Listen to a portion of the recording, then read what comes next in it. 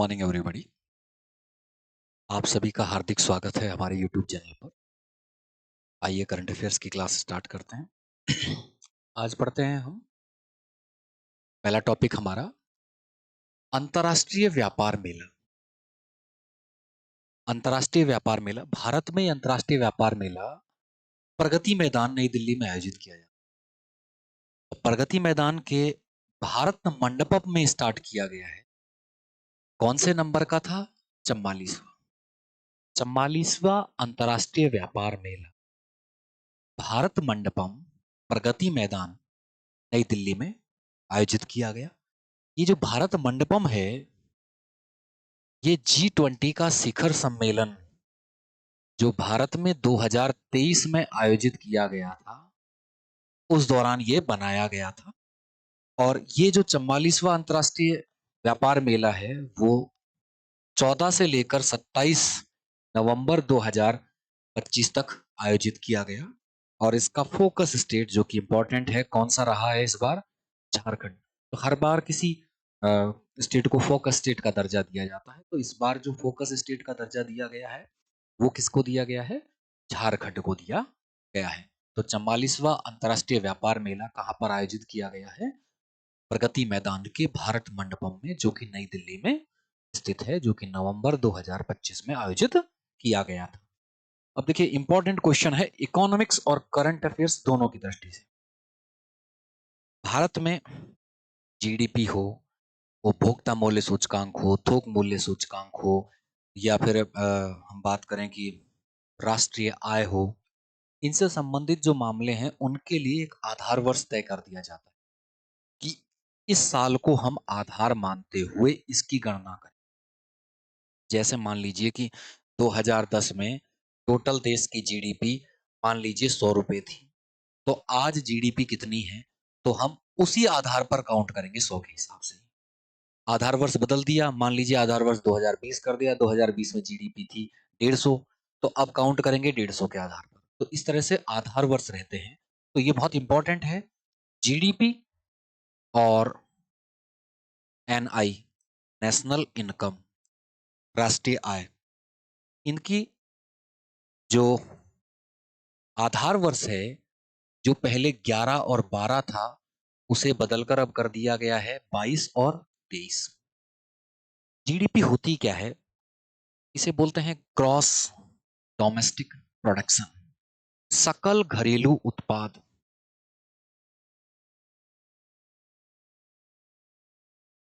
सकल घरेलू उत्पाद।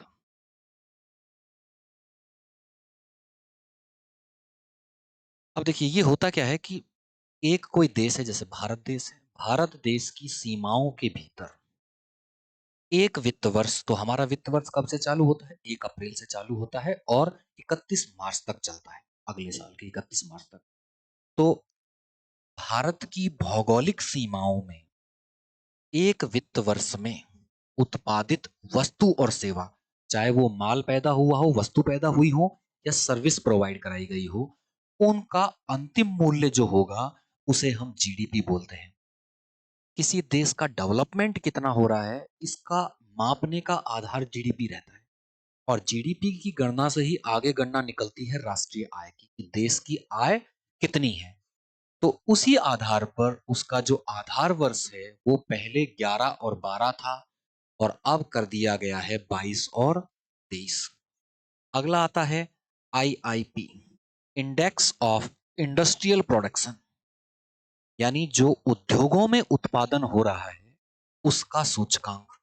तो उद्योगों में उत्पादन हो रहा है, उसके सूचकांक की आधार वर्ष भी पहले 11 और 12 था, अब ये बदलकर कर दिया गया है 22 और 23। तो हम देखें जीडीपी, आईआईपी और एनआई। एनआई का मतलब है नेशनल इनकम, यानी राष्ट्रीय आय। इनका आधार वर्ष 11-12 से बदलकर 22-23 कर दिया। आगे हम देखें सीपीआई और डब्ल्यूपीआई। सीपीआई है कंज्यूमर प्राइस इंडेक्स, कंज्यूमर उपभोक्ता मूल्य सूचकांक, और ये होलसेल प्राइस इंडेक्स, यानी थोक मूल्य सूचकांक।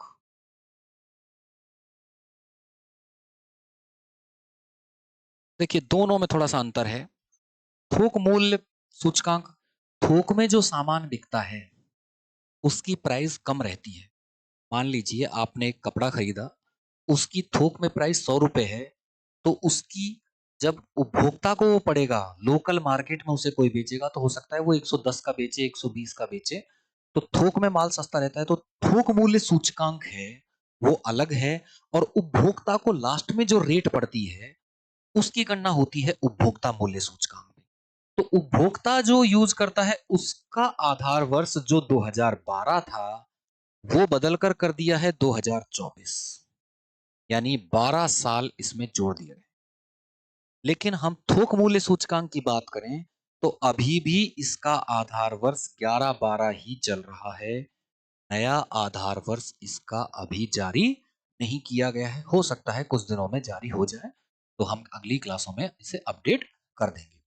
तो कहने का मतलब है, अगर हम जीडीपी की बात करें, राष्ट्रीय आय एनआई की बात करें, उद्योगों के सूचकांक की बात करें, उत्पादन की आईआईपी की बात करें, तो इन तीनों दोनों का आधार वर्ष, तीनों का आधार वर्ष 11-12 था, जो अब 22 से ले 23 हो गया है। थोक मूल्य सूचकांक का आधार वर्ष भी 11-12 था, उसमें कोई बदलाव नहीं किया गया है। उपभोक्ता मूल्य सूचकांक, उसका आधार वर्ष 2012 था और उसमें बदलकर बदलाव कर दिया गया है 2024। तो ये टॉपिक है जो इकोनॉमिक्स और करंट अफेयर्स दोनों की दृष्टि से महत्वपूर्ण। आगे हम बात करें पीएम किसान सम्मान निधि। तो पीएम किसान सम्मान निधि प्रधानमंत्री द्वारा किसानों के लिए साल में 3 बार किस्त जारी की जाती है। 6,000 रुपए प्रति किस्त, 3 किस्तों में 6,000 रुपए प्रति वर्ष दिया जाता है, यानी 2,000 रुपए की एक किस्त होती है। 2,000, 2,000, 2,000 किसानों के लिए एक सहायता राशि है। इसकी शुरुआत सबसे पहले 24 फरवरी 2019 को की गई थी गोरखपुर उत्तर प्रदेश से। तो पहली पीएम किसान सम्मान निधि की जो किस्त जारी की गई थी वो 2019 में की गई। तब से लेकर ये किस्त जारी हो रही है और हाल ही में 21वीं किस्त इसकी जारी की गई है। कहां पर? कोयम्बटूर में, जो कि तमिलनाडु में प्रधानमंत्री नरेंद्र मोदी द्वारा जारी की गई थी। टोटल कितना दिया जाता है? 6,000 रुपया सालाना दिया जाता है। कितनी किस्तों में दिया जाता है? 3 किस्तों में दिया जाता है। कब कब ये किस्त जाती है? अप्रैल से जुलाई के बीच में एक किस्त, अगस्त से नवंबर के बीच में दूसरी किस्त, और दिसंबर से लेकर मार्च में तीसरी किस्त। तो इस तरह से हर साल की 3 किस्त 2-2 हजार रुपए की जाती हैं पीएम किसान सम्मान निधि के द्वारा। आगे बात करें 16वां वित्त आयोग। पहली बात समझें कि वित्त आयोग होता क्या है। वित्त आयोग होता क्या है, किस अनुच्छेद के द्वारा बनता है? तो देखिए जो टैक्स इकट्ठा करने का राइट है वो केंद्र सरकार के पास भी है और राज्य सरकारों के पास भी है।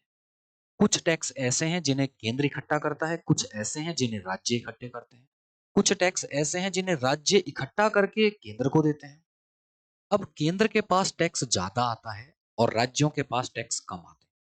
तो अब केंद्र के पास जो पैसा आया है उसमें से कितना धन राज्यों को बांटा जाए, उसका आधार क्या हो, किस आधार पर बांटा जाए। ऐसा भी नहीं कर सकते कि राजस्थान बहुत बड़ा है उसे भी उतना ही धन दिया जाए, और सिक्किम बहुत छोटा है, गोवा बहुत छोटा है, उसे भी उतना ही धन दिया जाए। ऐसा भी नहीं हो सकता। तो उसका आधार क्या रहे, कितना प्रतिशत धन दिया जाए, उसके लिए क्या क्या शर्तें हों, उन सब चीजों के बारे में जो सिफारिश करता है उसे वित्त आयोग कहते हैं। क्लियर है? वित्त मतलब पैसा, पैसे के बंटवारे में कि केंद्र से कितना पैसा राज्यों को बांटा जाए, उसके बारे में सिफारिश करने के लिए क्या गठित किया जाता है? वित्त आयोग गठित किया जाता है। तो देखिए वित्त आयोग जो गठित होता है वो अनुच्छेद 280 के द्वारा होता है। कौन से अनुच्छेद के द्वारा? अनुच्छेद 280 के द्वारा गठित होता है। और कौन गठित करते हैं इसे? राष्ट्रपति करते हैं। कौन गठित करते हैं? राष्ट्रपति गठित करते हैं। तो देखिए वित्त आयोग का गठन राष्ट्रपति करेंगे अनुच्छेद 280 के तहत। वित्त आयोग अपनी जांच पड़ताल करेगा और अपनी सिफारिश भी राष्ट्रपति को ही देगा। राष्ट्रपति गठित करेंगे और राष्ट्रपति को ही सिफारिश देगा। ध्यान रखना, सिफारिश देगा, सरकार उनमें से कितना माने कितना ना माने वो अलग बात है। अब देखिए, 31 दिसंबर 2023 को वित्त आयोग गठित किया। वित्त आयोग गठित किया, इसलिए गठित किया वित्त आयोग कि 2026 से लेकर 2031 के लिए जो 5 साल होने वाले हैं, उस 5 सालों में केंद्र के धन का बंटवारा राज्यों को कैसे किया जाए। तो 26 यानी 1 अप्रैल 2026 से लेकर 31 मार्च 2031 तक धन का बंटवारा कैसे किया, उसके लिए पहले ही 2023 में ही गठित कर दिया गया। इस आयोग के अध्यक्ष थे अरविंद पनगड़िया।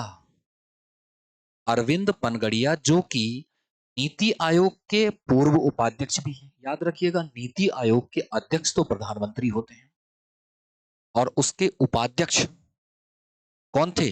अरविंद पनगड़िया थे पहले। अब अरविंद पनगड़िया को क्या बना दिया गया है? वित्त आयोग का अध्यक्ष। तो ये कौन से नंबर का वित्त आयोग है? ये 16वें नंबर का वित्त आयोग है, जिसका गठन तो हुआ है 2023 में, लेकिन ये सिफारिश करेगा। वो सिफारिशें कब से कब तक के लिए लागू होंगी? 5 साल के लिए लागू होंगी। कौन से 5 साल? 2026 से 2031 तक के 5 साल। तो देखिए, 1 अप्रैल 2026 से 31 मार्च 2031 के लिए ये कार्यकाल रहेगा। इसने अभी हाल ही में अपनी रिपोर्ट है जो 17 नवंबर 2025 को दे दी है। राष्ट्रपति जी को ये वित्त आयोग अपनी रिपोर्ट देते हुए इस तस्वीर में दिख रहा है। तो मतलब 2023 में गठन हुआ, 2025 में इन्होंने अपनी रिपोर्ट दे दी है और 1 अप्रैल 2026 से लेकर 31 मार्च 2031 तक इसकी सिफारिशों को लागू किया जाएगा। तो वित्त आयोग अब करता क्या है, उसे हम थोड़ा सा देख लें। केंद्र और राज्यों के बीच टैक्स का वितरण कैसे होगा उसका निर्धारण, जो कि हम बात कर चुके हैं कि केंद्र और राज्य के बीच में कैसे कैसे टैक्सों का बंटवारा होगा, उसकी सिफारिश ये करता है। दूसरा, अगर केंद्र को राज्यों को कुछ सहायता अनुदान देना है, मान लीजिए कि किसी राज्य में कहीं बाढ़ आ गई या कोई ऐसी स्थिति हो गई, तो वहां पर सहायता अनुदान देना है, या वहां विकास नहीं हो पा रहा है तो विकास को बढ़ावा देने के लिए कुछ सहायता अनुदान देना है, तो ऐसा सहायता अनुदान कितना देना है, क्या आधार होंगे, वो अनुच्छेद 275 में दिया गया है। तो उस आधार पर भी सिफारिश करता है। उसके अलावा राज्यों के कंसोलिडेटेड फंड, जिसे हिंदी में कहूं तो संचित निधि,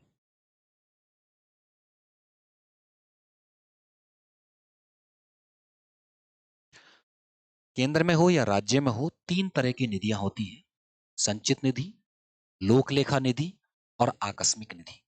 तो गवर्नमेंट के जितने भी टैक्स वगैरह होते हैं, इंपॉर्टेंट चीजें होती हैं, जो पैसा होता है वो सारा संचित निधि में रहता है। इसके अलावा कोई पेनल्टी लगाई जाती है, जैसे पुलिस ने चालान काट दिया ऐसे, या फिर कोर्ट ने कोई पेनल्टी लगा दी सरकार पर कि इस व्यक्ति के साथ अपराध हुआ है, इसे 50,000 रुपए दिए जाए, तो सरकार जिस खाते से देती है, तो वो सारा होता है लोक लेखा निधि। लोक लेखा निधि चलता है छोटे खर्चों पर, और मेन जो टैक्स वगैरह का होता है वो किस में होता है? संचित निधि में होता है। और तीसरा होता है आकस्मिक निधि, कोई इमरजेंसी हो जाए तो खर्च करने के लिए। तो अब हम बात कर रहे हैं संचित निधि की। तो राज्यों की संचित निधि को कैसे मजबूत किया जाए, इसकी सिफारिश भी ये करता है। ऐसा नहीं है कि केंद्र तो पैसा देता जाए और राज्य अपनी संचित निधि को मजबूत ही ना करें और पैसे को लुटाएं वैसे ही, या टैक्स पर ध्यान ही ना दें। दूसरा, केंद्र ने राज्यों को तो पैसा दे दिया, लेकिन राज्य आगे पंचायती राजों को दें या ना दें, उसके लिए भी पंचायती राज और नगर निगम को संसाधन बढ़ाने के लिए उपाय बताएगा। इसके अलावा केंद्र और राज्य की वित्तीय स्थिति का मूल्यांकन करेगा कि केंद्र और राज्य की स्थिति कैसी चल रही है, ठीक चल रही है या नहीं चल रही है। अगर ऐसे ही टैक्स इकट्ठा करते रहे तो इसके क्या सकारात्मक परिणाम होंगे, क्या नकारात्मक परिणाम होंगे, वो सुझाव ये देगा।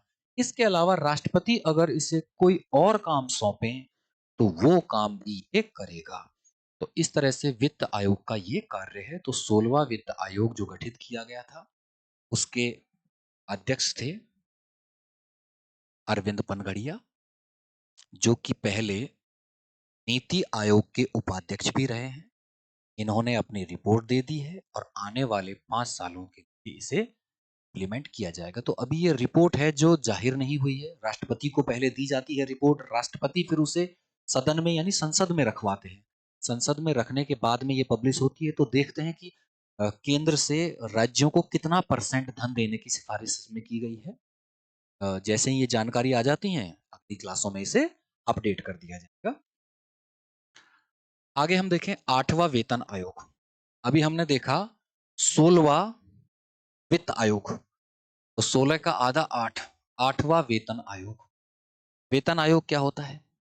हमारे यहाँ परंपरा चली आ रही है कि हर 10 साल में सरकार है जो वेतन आयोग गठित करती है और एक अंदाजा लगाती है कि महंगाई कितनी बढ़ी है। उस महंगाई के आधार पर अगला तय किया जाता है वेतन, और वेतन बढ़ा दिया जाता है सरकारी कर्मचारियों का, और उससे जो सरकारी कर्मचारी जो पेंशन प्राप्त कर चुके हैं उनको भी इसका लाभ मिलता है। तो 8वां वेतन आयोग गठित किया गया है सरकार द्वारा, जिसकी अध्यक्ष बनाया गया है जस्टिस यानी न्यायमूर्ति रंजन प्रकाश देसाई को। रंजन प्रकाश देसाई जो कि सुप्रीम कोर्ट की रिटायर्ड जज हैं, उन्हें बनाया गया है 8वें वेतन आयोग का अध्यक्ष। यहां हम देखें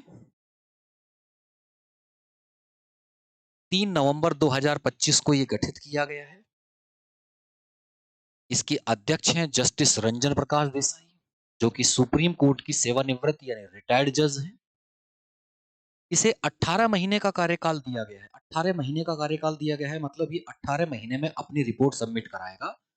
तो मतलब 2027 में ये रिपोर्ट सबमिट कराएगा, लेकिन इसे लागू किया जाएगा बैक डेट से यानी 1 जनवरी 2026 से। तो हमारे यहाँ पिछला जो पे कमीशन आया था, 7वां पे कमीशन, वो 2016 से लगा था। उससे पहले छठा आया वो 2006 से लगा था। इस तरह से करके पे कमीशन है जो 10-10 साल में लग रहे हैं। तो ये प्रभावी तिथि रहेगी इसकी 1 जनवरी 2026 को। हालांकि रिपोर्ट आएगी 27 में, तो बैक डेट से ये लगाया जाएगा। आगे देखें संजय गर्ग। इन्हें अभी भारतीय मानक ब्यूरो का महानिदेशक डीजी बनाया गया है। भारतीय मानक bureau, Indian standard bureau of Indian standard का इन्हें क्या बनाया गया है? डीजी बनाया गया है। संजय गर्ग हैं इनको। यहां देखें न्यायमूर्ति सूर्यकांत, वर्तमान में भारत के 53वें चीफ जस्टिस यानी सर्वोच्च न्यायालय के मुख्य न्यायाधीश, या यूं कहें कि भारत के मुख्य न्यायाधीश सूर्यकांत को बनाया गया है। कौन से नंबर पर हैं ये? 53वें। सर्वोच्च न्यायालय के 53वें मुख्य न्यायाधीश हैं, जिन्होंने नवंबर 2025 में शपथ ग्रहण की है। ये कहाँ के रहने वाले हैं? हिसार हरियाणा के रहने वाले हैं।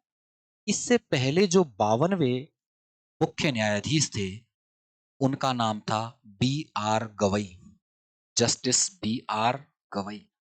तो लास्ट क्या थे? जस्टिस बी आर गवई थे। और वर्तमान हैं जो हरियाणा हिसार के रहने वाले हैं, न्यायमूर्ति सूर्यकांत। तो न्यायमूर्ति सूर्यकांत कितने नंबर के हैं? 53वें जज हैं। अगले सच देखते हैं doctor Khalid Ahmed El Enani. Doctor Khalid Ahmed El Enani ये मिस्र के निवासी हैं और इन्हें यूनेस्को का 12वां महानिदेशक बनाया गया, डीजी बनाया गया है। कहां का? यूनेस्को का। कहां के निवासी हैं? मिस्र के निवासी हैं। पहले ये मिस्र के पर्यटन मंत्री हुआ करते थे। तो इन्हें यूनेस्को का महानिदेशक बनाया गया है। कितने नंबर का बनाया गया है? 12वें नंबर का बनाया गया है। यूनेस्को है क्या, हम वो चीज समझें। इससे पहले हम ये देख लें कि मिस्र के बारे में थोड़ा सा हम जानकारी कर लें। तो देखिए ये मिस्र का भाग दिखाई दे रहा है, ये वाला हिस्सा एशिया है और ये वाला हिस्सा है जो अफ्रीका है। मिस्र की जो मुख्य भूमि है, ये है मुख्य भूमि, ये तो है अफ्रीका में। और इसका ये वाला भाग जो हिस्सा दिखाई दे रहा है, इसे बोला जाता है सिनाई प्रायद्वीप। सिनाई प्रायद्वीप। प्रायद्वीप का मतलब होता है जिसके तीन तरफ पानी हो। तो आप देखें, इसके इधर भी पानी है, इधर भी पानी है और इधर, जिसके तीन तरफ, जैसे भारत है, भारत का निचला हिस्सा, भारत को क्या बोलते हैं? भारतीय प्रायद्वीप। प्रायद्वीप का मतलब है जिसके तीन तरफ पानी हो। तो ये है सिनाई प्रायद्वीप। और ये सिनाई प्रायद्वीप किस में है? एशिया में है। तो अब देखिए, इनके बीच में से यहां से निकलती है स्वेज नहर। कौन सी नहर निकलती है? स्वेज नहर।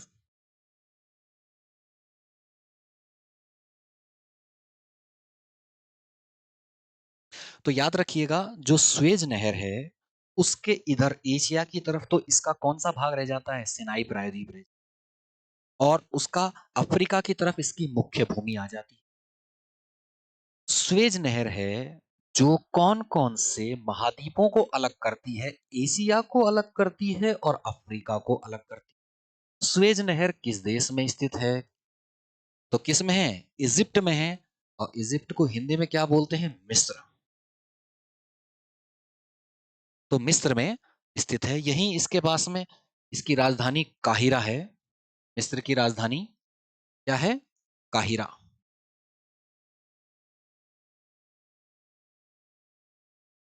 और यहीं पर निकलती है नील नदी।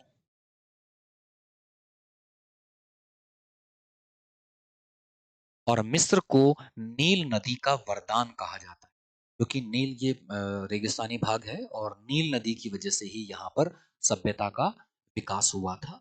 तो हम मिस्र कहें, इजिप्ट कहें, वहाँ की राजधानी काहिरा है। वहां से नील नदी बहती है और नील नदी के कारण ही मिस्र को नील का वरदान कहा जाता है। ये मुख्य भूमि अफ्रीका में है और उसका सिनाई प्रायद्वीप है जो एशिया में है। इन दोनों के बीच से निकलती है स्वेज नहर। अब स्वेज नहर है जो दो महाद्वीपों को अलग करती है। दो महाद्वीपों को अलग करती है, एशिया को और अफ्रीका को। लेकिन दो सागरों को जोड़ती है। तो दो सागर कौन कौन से हैं? ये तो है लाल सागर, और ये ऊपर है भूमध्य सागर।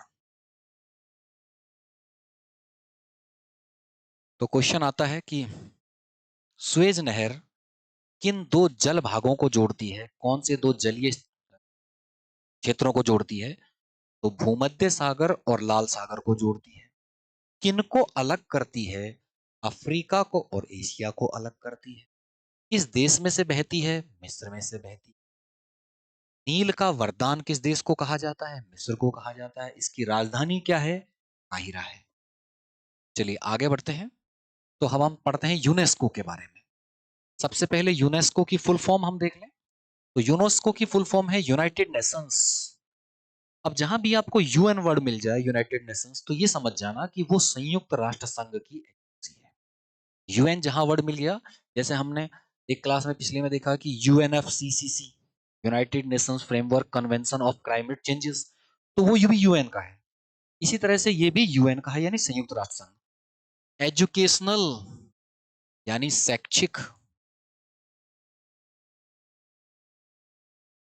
साइंटिफिक वैज्ञानिक,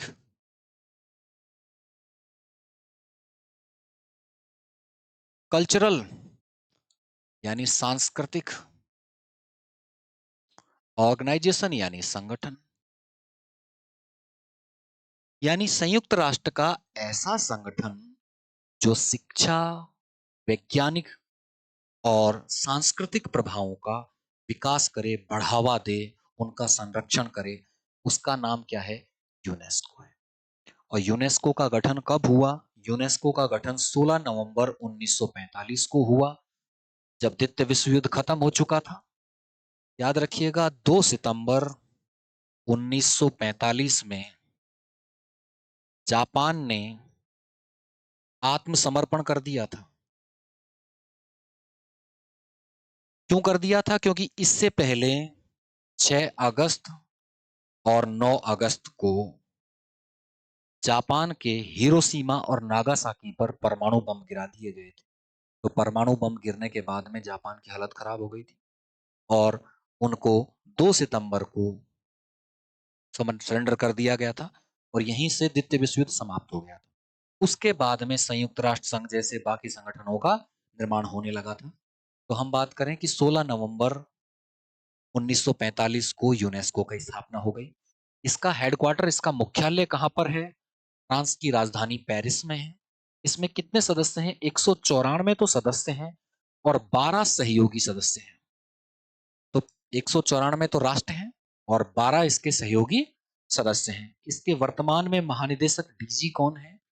तो उन्हें खालिद अहमद एल अलनानी हैं, जो कि कहाँ के निवासी हैं? मिस्र के निवासी हैं। ये तो था अभी यूनेस्को के बारे में और मिस्र के बारे में कुछ जानकारी। अब हम देखें बुकर पुरस्कार। अब देखिए, दो तरह के पुरस्कार होंगे, एक होगा बुकर पुरस्कार और एक होगा अंतरराष्ट्रीय बुकर पुरस्कार।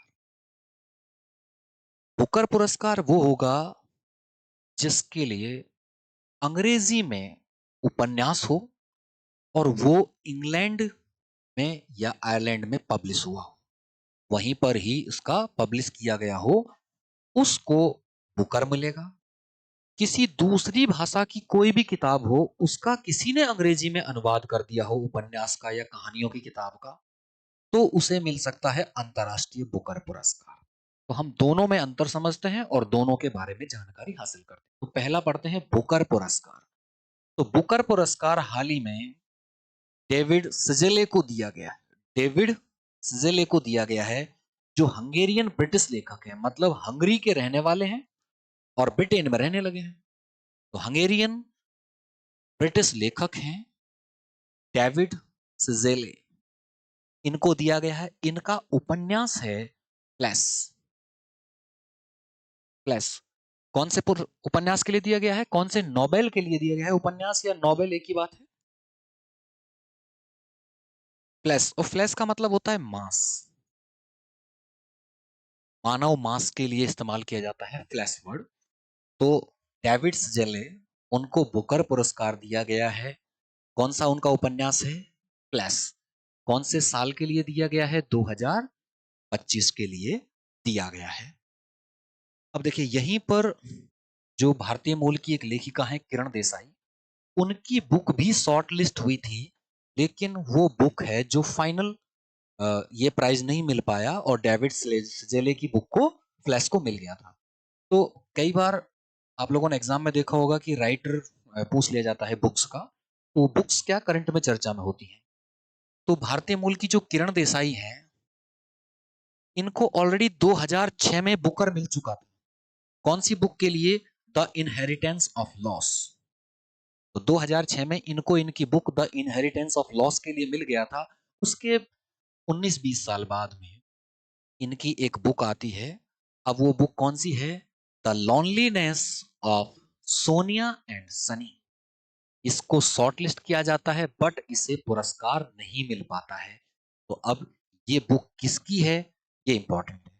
The loneliness of Sonia and Sunny, ये किताब किसकी है? किरण देसाई की।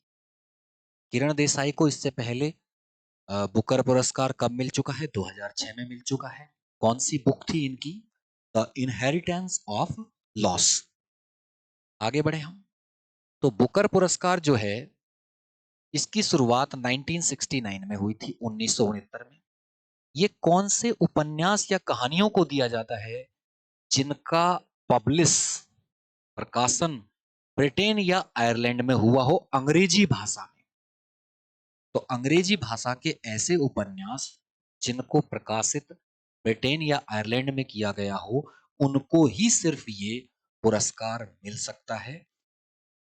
बात यह है कि इसमें 50,000 पौंड, यानी कि लगभग लगभग 50 लाख रुपए की राशि विजेता को दी जाती है। तो इस बार का जो 2025 का जो दिया गया है पुरस्कार, वो इसको दिया गया है, डेविड सजेले को दिया गया है, उनकी बुक फ्लैश के लिए दिया गया है। तो उन्हें 50,000 पौंड की राशि दी गई है। अब कुछ भारतीय या भारतीय मूल के लेखक जिनको बुकर पुरस्कार मिल चुका है, वो हम समझते हैं। तो सबसे पहले 1971 में वीएस नायपॉल को मिला था। अब याद रखिएगा कि इनके नाम के साथ साथ इनकी बुक बहुत इंपॉर्टेंट है, ये बुक बहुत बार पूछ ली जाती हैं। तो वीएस नायपॉल को मिला था इन आ फ्री स्टेट। कौन सी बुक थी? इन आ फ्री स्टेट। उसके बाद आते हैं सलमान रुश्दी, उनको 1981 में यानी 10 साल बाद इनको मिलता है मिडनाइट चिल्ड्रन। तो मिडनाइट चिल्ड्रन किसकी बुक है? सलमान रुश्दी की है, जिन्हें बुकर पुरस्कार मिला था 1981 में। उसके बाद आती है अरुंधति रॉय, उन्हें 1997 में पुरस्कार मिलता है।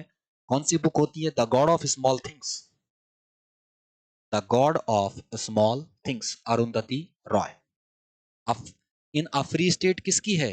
बी.एस. नायपॉल की है। मिडनाइट चिल्ड्रन किसकी है? सलमान रुश्दी की है। The God of small things किसकी है? अरुंधति रॉय की है। उसके बाद 2006 में मिलता है, जिसका हम जिक्र कर चुके हैं, किरण देसाई को। कौन सी बुक है? The inheritance of loss, the inheritance of loss. उसके बाद 2008 में मिलता है अरविंद अडिगा को मिलता है, और उनकी बुक होती है the white tiger, the white tiger. इस तरह से करके ये 5 लोगों को बुकर पुरस्कार मिला है, जो कि भारतीय हैं या भारतीय मूल के लेखक हैं। तो ये हुआ बुकर पुरस्कार। अब हम आगे पढ़ते हैं अंतरराष्ट्रीय बुकर पुरस्कार। अंतरराष्ट्रीय बुकर पुरस्कार है, ये 2025 के लिए दिया गया है। किसको दिया गया है, उससे पहले इसके बारे में हम पढ़ लें। इसकी शुरुआत 2005 से हुई, अंतरराष्ट्रीय बुकर पुरस्कार की 2005 से हुई। ये किसको दिया जाता है? कोई उपन्यास या कोई कहानी संग्रह जो अंग्रेजी में अनुवादित किया गया हो किसी अन्य भाषा से, यानी किसी और भाषा में लिखी गई कोई उपन्यास या कहानियों का संग्रह है, उसे अंग्रेजी में अनुवादित कर दिया गया हो, अब उसे मिल सकता है अंतरराष्ट्रीय बुकर पुरस्कार मिल सकता है। इसमें भी 50,000 पाउंड की राशि मिलती है, यानी लगभग लगभग वही 50 लाख रुपए। अब बात ये आती है, ये राशि, मान लीजिए कि किसी ए ने बुक लिखी किसी भाषा में और मिस्टर बी ने उसका अनुवाद कर दिया अंग्रेजी में, तो अब नाम किन का हो गया? 2 का हो गया, एक जिसकी मेन किताब है, दूसरा अंग्रेजी में अनुवाद किया है वो। तो दोनों को ये राशि आधी आधी दे दी जाती है। तो ये है अंतरराष्ट्रीय बुकर पुरस्कार, जिसकी शुरुआत 2005 में हुई। अब 2025 का पुरस्कार किसे दिया गया वो देखें। कन्नड़ एक लेखिका हैं बानू मुस्ताक, उनका एक कहानी संग्रह है हार्ट लैम्प। तो कन्नड़ में पुस्तक है बानू मुस्ताक की, उसे अंग्रेजी में अनुवाद किया गया है दीपा भास्ती द्वारा, और उसका नाम क्या दिया गया है? Heart lamp. और इसे अंतरराष्ट्रीय बुकर पुरस्कार 2025 दिया गया। तो बानू मुस्ताक की मेन किताब है ये, और दीपा भास्ती ने इसका अनुवाद किया गया है। ये देखें, हार्ट लैम्प पुस्तक है, कहानियों का संग्रह है, और ये बानू मुस्ताक हैं जिनकी वो कन्नड़ भाषा में किताब है, और इसे दीपा भास्ती हैं जिन्होंने उसका अंग्रेजी में अनुवाद किया है। तो इन दोनों को ये राशि बराबर बराबर बांट दी गई है। आज की क्लास में इतना ही। हमने यहाँ के बारे में पढ़ा कि बुकर पुरस्कार, अंतर्राष्ट्रीय बुकर पुरस्कार, यूनेस्को के बारे में, उसके कुछ संगठनों के बारे में। हमने इकोनॉमिक्स में जीडीपी, आईआईपी, उपभोक्ता मूल्य सूचकांक, थोक मूल्य सूचकांक, इनके बारे में जानकारी हासिल की। इसी तरह से अगली क्लासों में जुड़े रहिएगा और जानकारी के लिए। तब तक के लिए धन्यवाद।